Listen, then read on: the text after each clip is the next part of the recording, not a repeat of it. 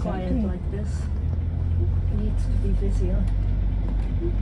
Maybe if they lower their prices. Maybe. But it's a time of year, not so many people. Yeah. And it's after half. Oh, who cares? Yeah, exactly. She's going to see his mummy. And I guess I'm always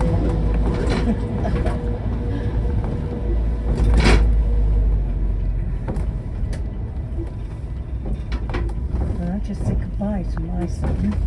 All right. He lives in France. Oh, you were visiting him there? Yes. Oh, I see. And where does he live in? In Normandie. In Normandie. Okay. I've lived there 9 years. Well, I did live there for 35. Yeah, what? And I returned to England about 3 years